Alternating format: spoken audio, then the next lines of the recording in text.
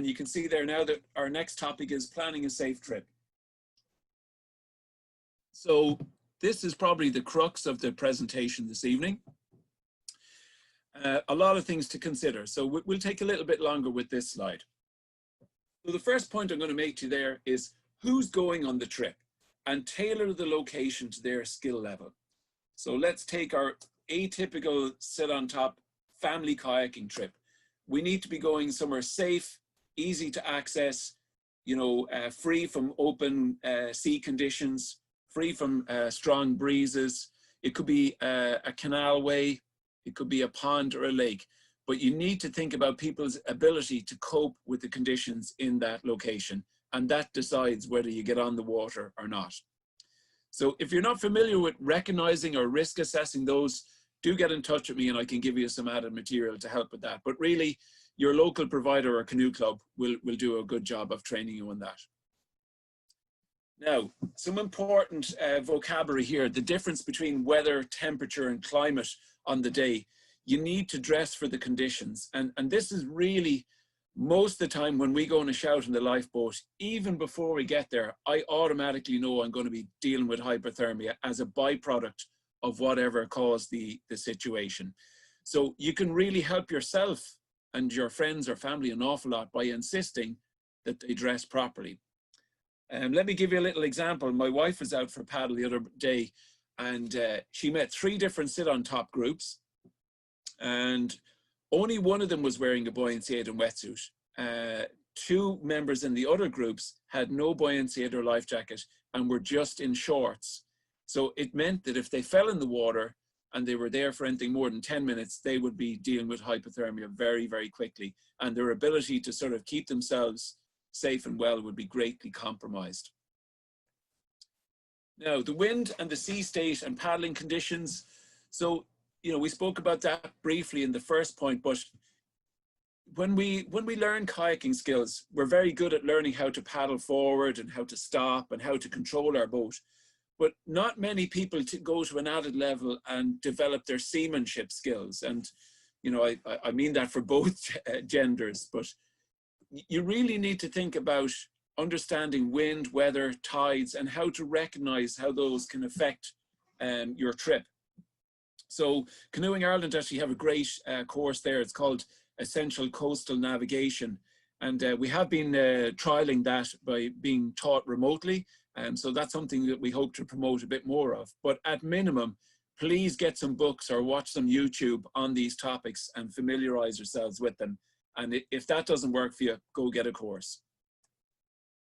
Now, these 2 in particular are no-goes for sit on top kayaking. Offshore winds. So let me just give you an example. I'm here on the south coast of Ireland in Cork tonight, and the winds today and this week have been northerly, northwesterly. So from a sit on top kayaking, it means that virtually all our beaches are offshore. And the difficulty with that is you might rock up in your car, the kids are mad keen to get on the water. It looks relatively benign close to the water's edge, but the further you go out to sea, the stronger the wind can be. So you might get on thinking, oh yeah, this is lovely. If somebody gets tired or into difficulty, once they go 100, 200 meters offshore, it can feel like climbing up a steep mountain to get back to the shore safely. So recognizing offshore winds is really important. And then the other one then is dumping swell conditions. So, you know, taking off in a surf break that has big conditions like that is really not a good idea because it can cause serious injury, head or spinal injuries. So we spoke briefly there about tide times as well. And when we think of tide, it can make it a lot easier to get on the water if the tide's high. It can make it a frustrating long walk down to the water's edge if it's low water on certain beaches. But I'd also encourage you to think about tidal flows as well. So we'll use the example of an estuary. If the tide is going in or out and it's in the middle 2 or 3 hours of that flow, you could find yourself being caught in 3, 4, 5, 6, 7 knots of tidal flow that you will not be able to paddle against. And then if you add the complication of wind blowing over the top of that or against the tide, it can really exacerbate rough sea conditions in that. So I think you get my message here, folks. Wind, weather, tides, sea state, They need to be a big part of your planning. So I'm also going to say here this evening, folks, do not solo paddle. If you are new or you're a novice or you're inexperienced in the sport, solo paddling is highly inadvisable.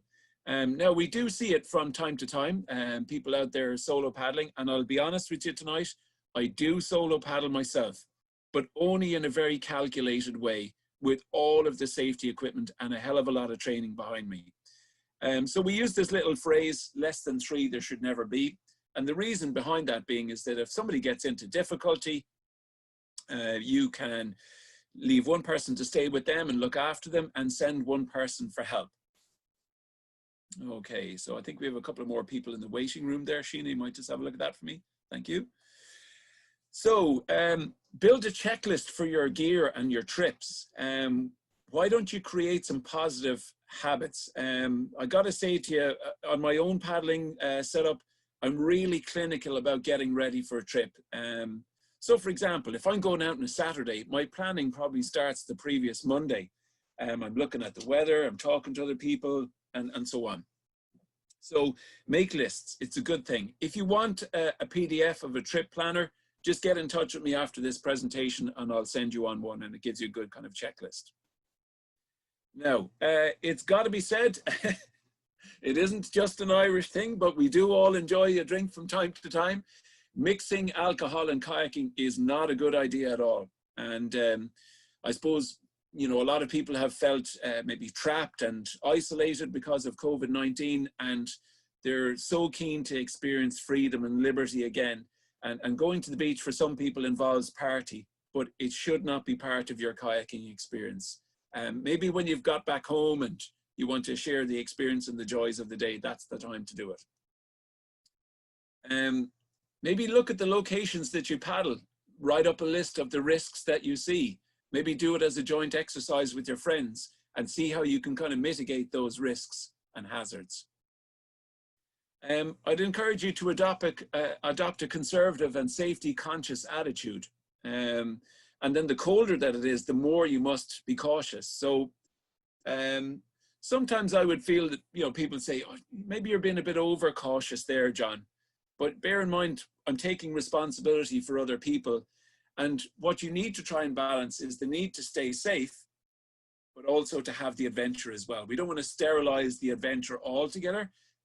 So just work on that balancing good, cautious approach and still having an adventure that's comfortable for all members of your group. Now, for Sit On Top Kayaking, definitely for those that are new or emerging for this sport, paddle close to the shore. And how do we measure that? Well, look at your swim skills. You need to be able to swim comfortably from that distance back to shore in full gear. And that's an important point, folks, because I often come across people who say to me, oh, I'm a great swimmer, I'm very confident in the pool. Well, that's all well and good, but come out kayaking in November, wearing a big heavy wetsuit or dry suit and throw in a bit of fatigue, suddenly your swim skills could be halved or quartered. So that's actually something you should probably practice in safe, benign conditions, learning to swim in your kayaking gear. Think about good access points on your trips as well. So getting on and off the water safely, but along the way on the trip, are there other places that if things begin to go wrong or people get tired, can you cut the trip short and get to a slipway or a road end and get off the water? So risk assessing your trips is important. So think about having egress or emergency access points along the way. You know, maybe develop a map, a laminate, and color code or highlight those points so it's quickly and easily recognizable to you. Now, this is an important slide at the end of this phase of the presentation. And by no means making things elitist, but if you go outside the confines of what I've just suggested to you in this slide here, then you're no longer in the realm of sit on top kayaking, you're moving towards sea kayaking. So, you know, further offshore, open crossings, rougher sea conditions, waves, wind, winter time, then if you've exhausted the opportunities and sit on top kayaking and you've kind of reached a point where you feel I can do no more here, then you need to think about moving on to sea kayaking through a club or the Irish Sea Kayaking Association or any Canoeing Ireland provider that offers sea kayaking. So just to have a think about that, don't use a sit on top kayak for sea kayaking type activities or adventures.